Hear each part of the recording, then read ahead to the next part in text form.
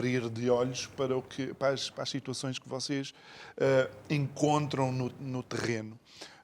Mas não passa por imediatamente dizer à pessoa: não, você não está a ver bem. Passa por identificar o processo da família e, se calhar, pouco a pouco ir colocando as prioridades no sítio certo. Será assim? Sim, com certeza que sim. Até porque é preciso fazer um exercício.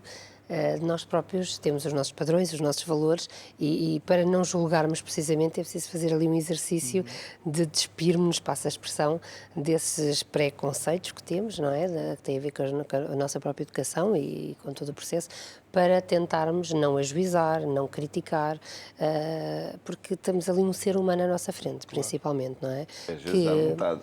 Que às vezes à vontade, sim, e sobretudo quando nos ofendem, nos maltratam, porque de facto às vezes as pessoas estão num processo de grande desorganização e de grande sofrimento até, Sim, não é? E vocês trazem mudança, e as mudanças Sim, é sempre e as mudanças difícil. para todos nós, não é? Não são fáceis, tendemos a resistir às mudanças, muito mais para estas pessoas que têm às vezes padrões muito enraizados, que não conheceram outros, como costumamos dizer nesta área, quem não recebeu não pode dar, e muitas vezes quando começamos a puxar o fio do novelo, a história já é, em termos de, não só daquele agregado familiar, já vem dos avós ou até de outros antepassados.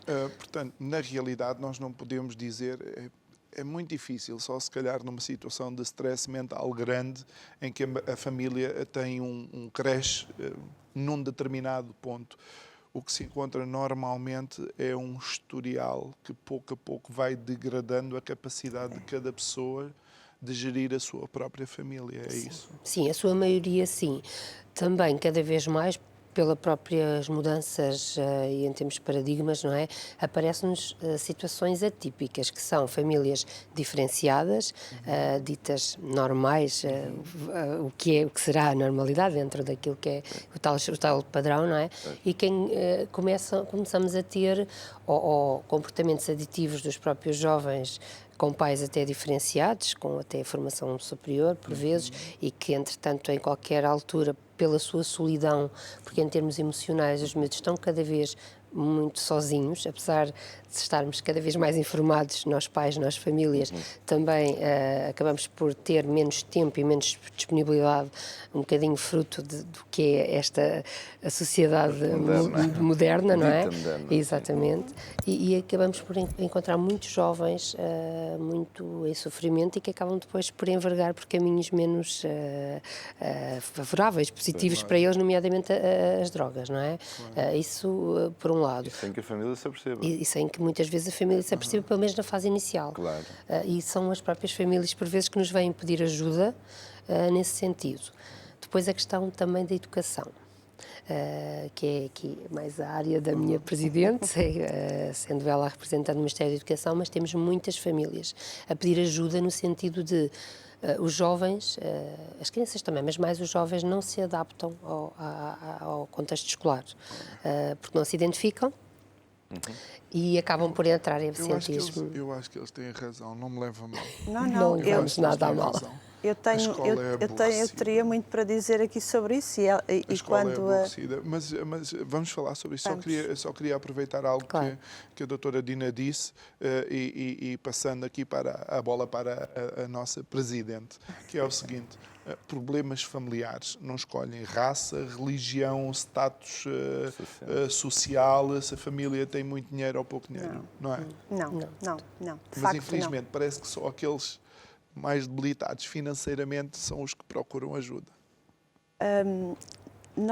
Eu costumo dizer que é transversal nesta altura e nós vemos isso pelos processos que temos, em que vai desde a pessoa que até é analfabeta e não quer dizer que não seja capaz, uma pessoa... Oculta. Exatamente. Pode ser culta, exatamente.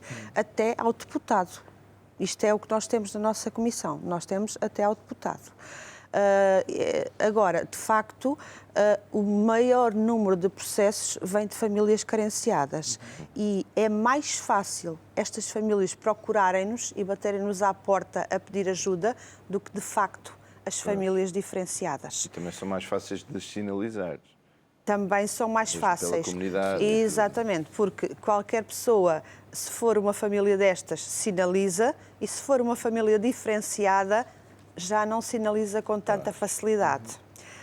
Por outro lado, até o facto da mudança e de aceitar a nossa interferência, e aqui a nossa interferência entre aspas, o facto do aconselhamento à mudança é mais fácil a ser aceito por uma família carenciada do que propriamente por uma família diferenciada. Há mais resistência à família diferenciada.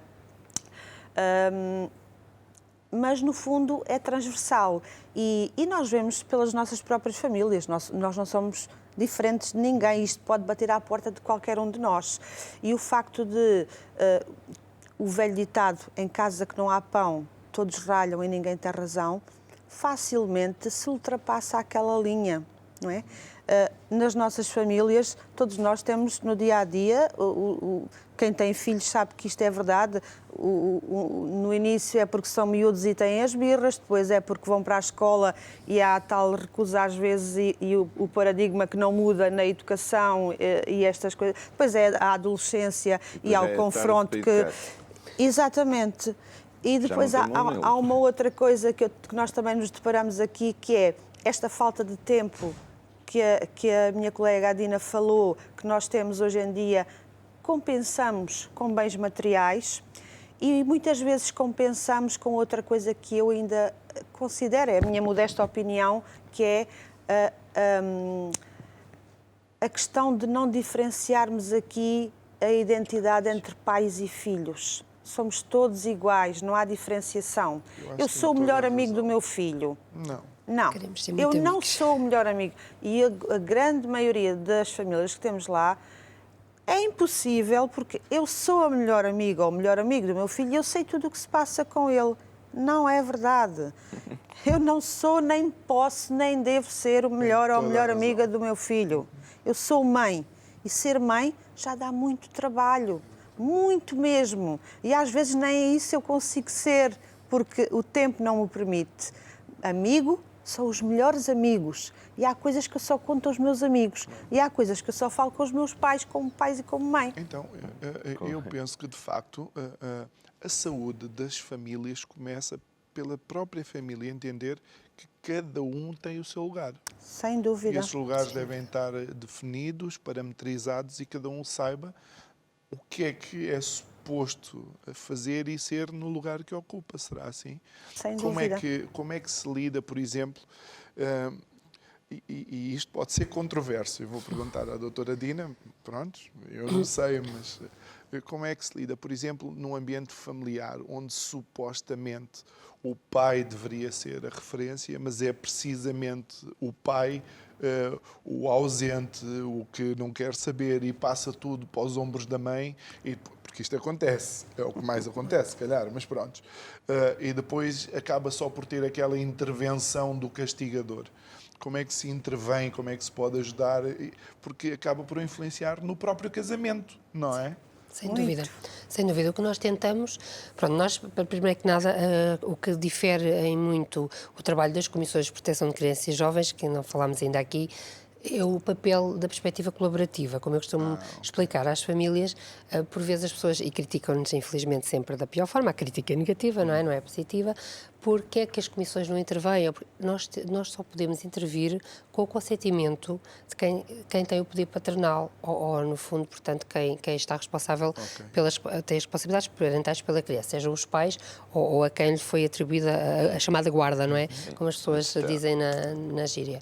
E só tendo esse pressuposto, portanto, só recolhendo o consentimento, a não ser em situações excepcionais, que a lei também o prevê, que é os procedimentos de urgência em situações de perigo iminente para a vida da criança, aí nós podemos atuar sem o consentimento dos pais e logo a seguir comunicar ao Ministério Público e fazer a nossa atuação.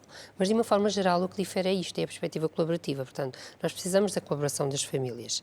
Muitas vezes as pessoas dão-nos porque entendem de facto essa colaboração, outras vezes dizem então, mas porque nós explicamos que se não o fizerem, a partir do momento que nós temos uma sinalização, e a sinalização de facto por vezes também pode ser ridícula, e sem qualquer fundamento, porque a má vizinhança, más relações familiares leva Mas em a isso, Portugal, não é? sabe como Pronto, que é? Às vezes exatamente. isso ainda, infelizmente. E de facto há coisas que não têm qualquer fundamento, mas nós temos que sempre que abrir um processo e avaliar se existe ou não situação de perigo para a criança. E se isso, se os pais não colaborarem, por lei nós temos que encaminhar o processo para tribunal.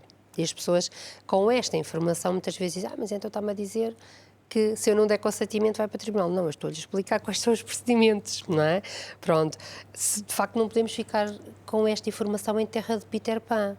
Porque imagina, o senhor está-me aqui a dizer que isto é tudo mentira e que isto é a vizinha do segundo esquerdo ou do segundo direito, ou o que valha. Mas eu estou a conhecê-lo agora, tenho esta sinalização, de facto a criança pode não estar em perigo, mas também pode estar. E ao ficar aqui, se eu não, sem ver, sem avaliar, podemos estar aqui a correr, de facto, o risco de não estar a proteger esta criança, principalmente, que é o nosso foco, não é? Pronto. E então, a maior parte das pessoas dá. Também os há que vão tão zangados, porque as pessoas estão, de facto, muito zangadas, muito desesperadas em termos de saúde mental. Encontramos muita gente muito mal, com muito sofrimento, e que nem sequer tem capacidade de nos ouvir, de forma empática, que tentamos sempre fazê-lo, mas é muito complicado. Para além da questão escolar que eu falei há pouco, e não fugindo à sua pergunta, aparece-nos também outro tipo de preocupações, que é os jogos também, já começa a haver o tempo disponibilizado pelos jovens, essencialmente jovens, nos jogos, nas redes sociais, a exposição. A exposição. Exatamente.